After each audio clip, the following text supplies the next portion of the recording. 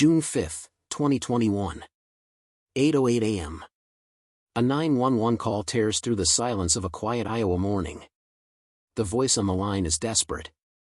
Shaking. "I've been shot. My family's been shot. I need help." The caller is Alexander Jackson.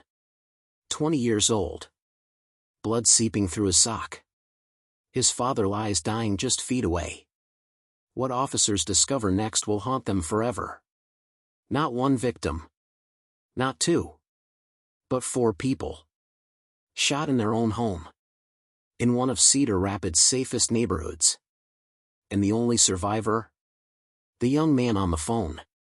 This is the story of the Jackson Family Massacre. A crime so disturbing, so calculated, that even veteran investigators couldn't comprehend it. Cedar Rapids, Iowa. Population 130,000. A city where neighbors wave to each other. Where violent crime feels distant. Impossible. Until that Tuesday morning in June. When 3 people were executed in their beds. And the person who should have loved them most became the prime suspect. The Jacksons lived in Marion, an affluent suburb just outside Cedar Rapids. Their home sat at the end of a cul-de-sac. Quiet. Secluded. The kind of place where families feel safe. Jan Jackson was 61 years old. He worked in information technology. A steady career. Financial stability. The backbone of the family. His wife, Melissa, was 68. Retired. But still active. A photographer who captured life's moments for others. Never imagining her own story would end in tragedy. They had 2 children. Sabrina was 19. Studying at the University of Iowa. Bright. Dedicated. She played the oboe. Friends described her as kind, deeply committed to her studies. Then there was Alexander. Alex. 20 years old. An Eagle Scout. High school band member. He'd recently returned home after leaving college. No job. No clear direction. But from the outside, the Jacksons seemed ordinary. A quiet family. Living a quiet life. Until that life shattered in a hail of gunfire. June 5, 2021. 7:15 a.m. The first flames appear. No. Wait. Rewind. The fire came later. This story begins earlier. Much earlier. Around 6 a.m., someone in the Jackson house is awake. Phone in hand. Scrolling. Messaging. By 8 a.m., the house is silent. Except for the sound of gunshots. Pop. Pop. Pop. A Browning .22 rifle. 11 rounds fired. Maybe more. In Melissa and Jan's bedroom, 2 shots ring out. Both hit Melissa. Both to the head. Downstairs, Jan is hit 5 times. Chest. Neck. Back. He doesn't have a chance. In Sabrina's room, 2 more shots. One near her eye. One to the back of her head. She's 19 years old. Now she's gone. The rifle needs to be reloaded. Not once. But twice. This is no accident. No crime of passion. This is methodical. Calculated. Someone moved room to room. Executing each victim with precision. And then? One final shot. To a foot. Alex's foot. 8:08 a.m. The 911 call begins. Lynn County Sheriff, where's your emergency? The dispatcher's voice is calm. Professional. But the words coming through the line are anything but. Someone broke in. They shot my dad. They shot me. Alex's voice trembles. Pain. Shock. Fear. Or something else entirely. The dispatcher asks questions. Who broke in? What did they look like? Where are they now? Alex's answers are vague. Frustratingly vague. A man. He was wearing black. A ski mask. No height. No build. No distinguishing features. Just shadows. Officers arrive within minutes. Lights flashing. Sirens wailing. They approach the house cautiously. Is this a swatting call? A false alarm? No. This is real. Officer Curtis Buckles enters first. He finds Alex near the basement stairs. Blood soaking through his sock. Breathing heavily. Visibly shaken. Alex points toward the living room. Doesn't say a word. That's when they see Jan. Motionless. A rifle beside his body. Multiple gunshot wounds. He's gone. They move through the house. Room by room. Calling out. Police. Anyone here? In Sabrina's bedroom. Another body. 2 gunshot wounds. Dead. Upstairs in the master bedroom. Melissa. On the floor near the bathroom. Shot twice. Both rounds to the head. Officer Buckles calls it in. We have multiple victims. Triple homicide. But there's a 4th victim. Alex. Still breathing. Still talking. The only survivor. The scene is disturbing. Not because of chaos. But because of order. Nothing is ransacked. No drawers pulled open. No valuables missing. A puzzle sits on a nearby table. Pieces perfectly in place. The only signs of violence are the bodies. And the shell casings. Scattered throughout the home. Crime scene analysts get to work. Blood spatter patterns. Fingerprints. Photographs. Every inch documented. And the more they examine the evidence, the more questions they have. First, the surveillance cameras. The Jackson home had external cameras covering nearly every angle. All of them operational. All of them recording. Except one.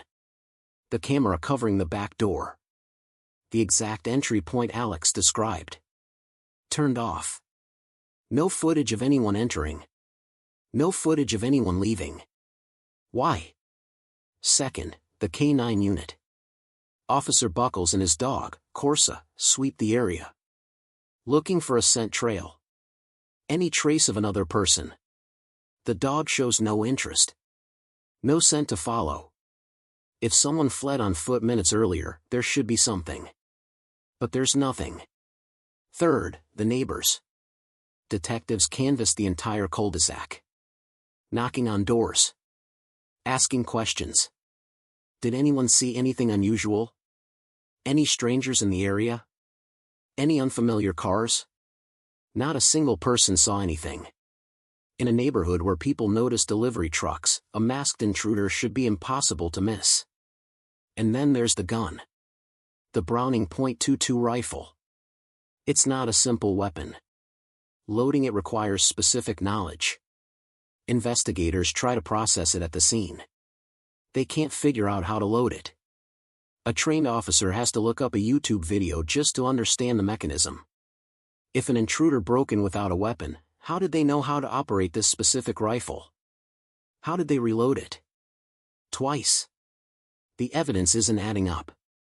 Alex is taken to the hospital by ambulance. And during the ride, he keeps talking. Unprompted. As if he needs to get his story out before anyone can question it. I was asleep on the porch. I heard gunshots. I ran inside. I saw a man standing over my dad. I tried to fight him.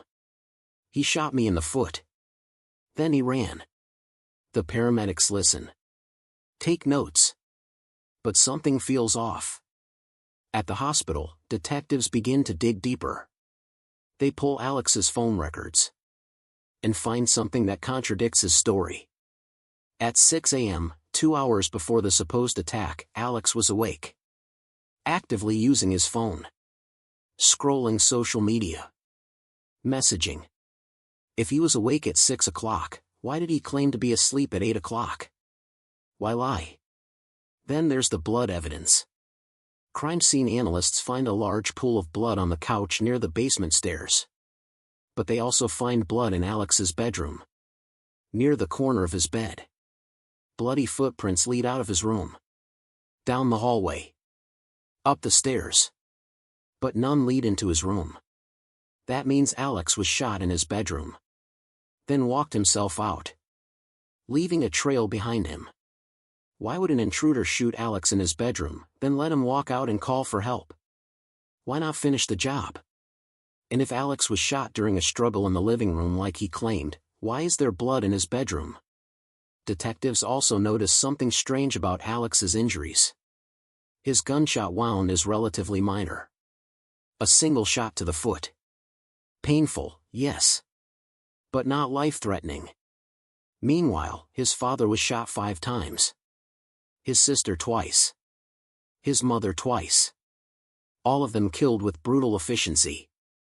Why is Alex, a young man in his physical prime, the only one who survived? And then there's his behavior. Alex never checked on his family after the shooting. He didn't try to help his father, who was lying just feet away. He didn't go upstairs to see if his mother and sister were alive. He simply called 911 and waited. When asked why, he said he was in shock. Maybe he was. But investigators are beginning to see something else. A calculated attempt to distance himself from the crime. Back at the hospital, detectives confront Alex with the inconsistencies. Alex, the reality is there's not any evidence that anyone else was at your house. Alex's response is immediate. I went downstairs and the man was there. He shot my father. I think he got spooked. The detectives press him. Walk him through the logistics. If an intruder broke in to commit murder, they would need to bring a weapon. But instead, this person allegedly found the Jackson family's rifle. Figured out how to load this specific complicated model. Shot everyone in different rooms. Reloaded it. And escaped. All while leaving zero physical evidence. No fingerprints on the door. No footprints in the yard. No DNA. Nothing. Do you want our report to reflect that there was a guy in your house that there's no evidence of? Do you want us to write down that there was a guy that there's no video of ever showing up or leaving? Alex's demeanor doesn't change. Flat. Detached. I want to go now. The detectives ask the question directly. You know who hurt your family? No, Alex says. Then pauses. Well, yeah, I do. You do? What do you mean? Silence. It's like there's not a guy. That didn't happen. So the person that hurt your family was inside your house? Who? Another pause. It's not me. You never hurt your family? No. I would never.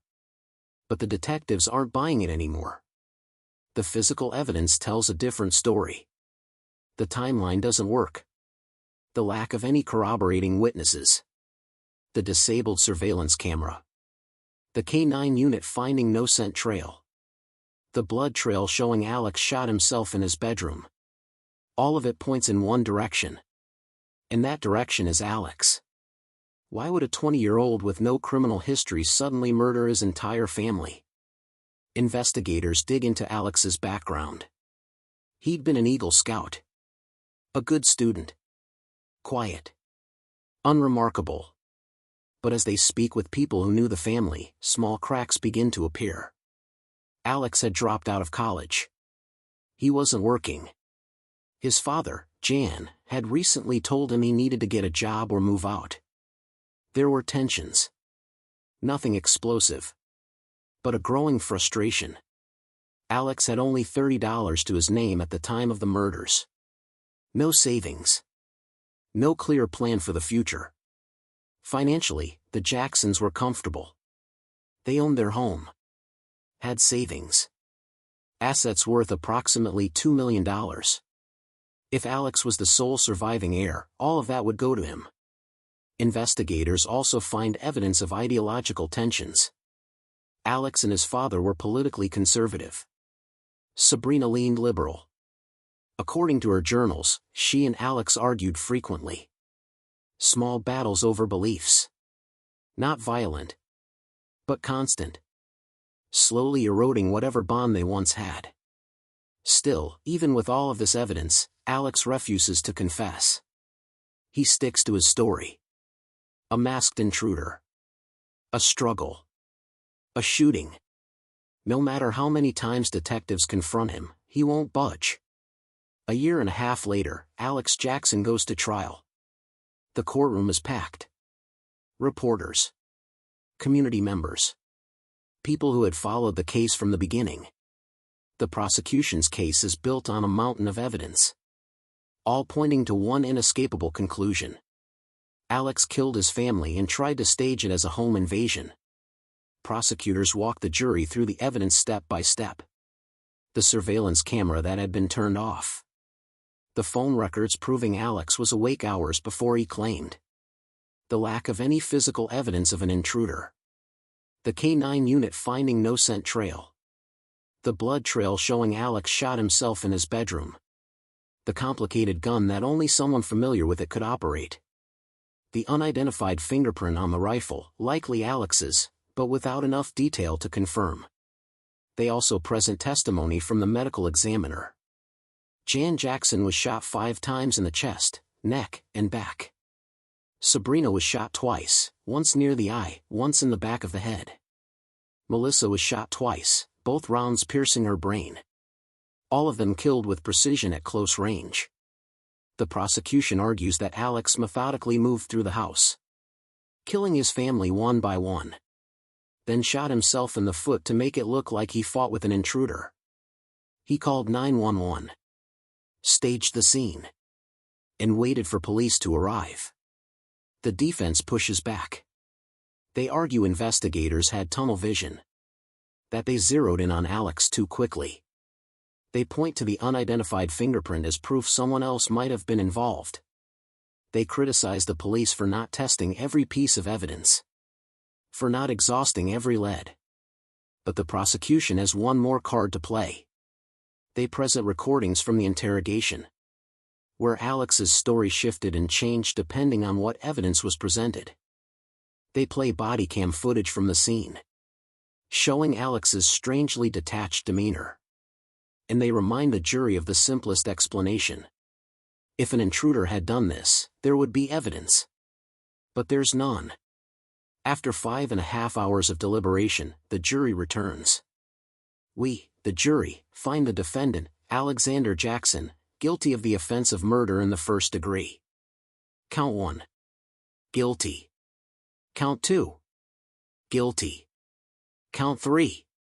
Guilty. Alex shows no emotion as the verdict is read. No tears. No visible reaction. Just the same flat, detached expression he'd worn since the day his family died. Less than 2 months later, Alex returns to court for sentencing. The defense files a motion for a new trial, arguing errors had been made during the proceedings. The motion is denied. The judge addresses Alex directly before handing down the sentence. He notes that this case has shaken the Cedar Rapids community to its core. That triple homicides, especially within a family, are extraordinarily rare. He speaks about the senselessness of the crime, the innocence of the victims, the complete lack of justification for what Alex had done.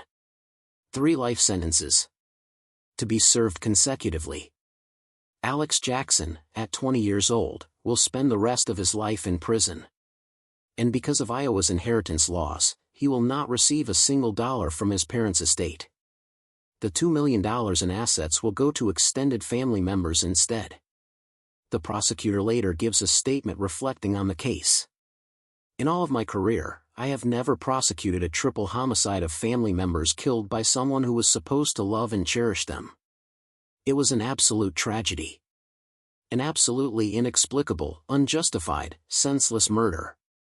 Even though we obtained 3 guilty verdicts, there are still 3 innocent people who lost their lives with absolutely no explanation.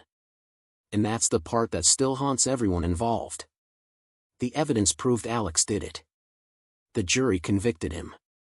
The judge sentenced him. But the question of why remains unanswered. Why did Alex Jackson murder his entire family? Was it greed? The promise of a $2 million inheritance? Was it frustration? A father demanding he get a job and take responsibility? Was it ideology? Political arguments with his sister that festered into something darker? Or was it something else entirely? Something we can't see or understand? Investigators pored over journals, emails, text messages, looking for a clear motive. A moment of rage. A breaking point. But they found nothing definitive. No suicide note. No manifesto. No confession detailing his reasoning. Just silence. The same flat, detached silence Alex maintained throughout the trial. Some psychologists have speculated about possible mental health issues. A personality disorder. Antisocial traits.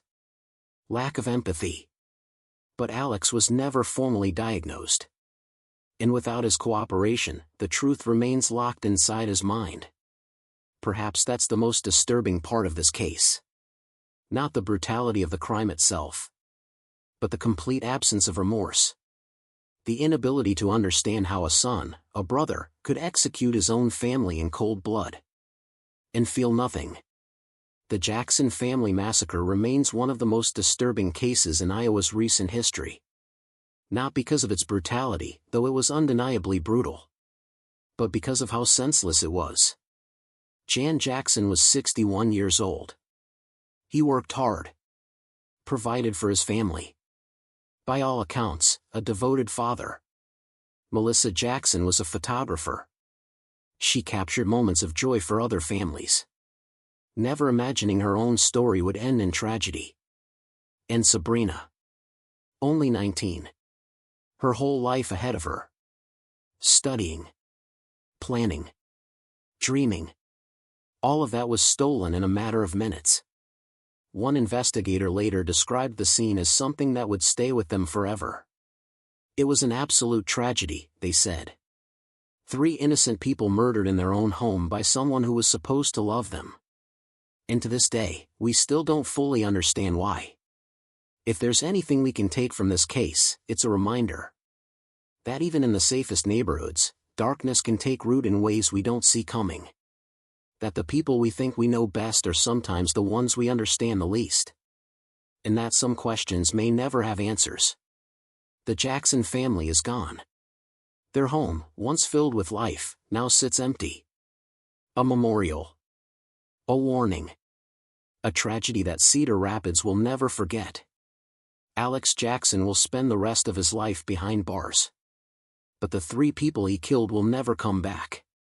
And the community they left behind will never be the same. This is the story of the Jackson Family Massacre. A crime without explanation. A family destroyed. And a truth that remains painfully incomplete. Have you ever known a family affected by tragedy or violence?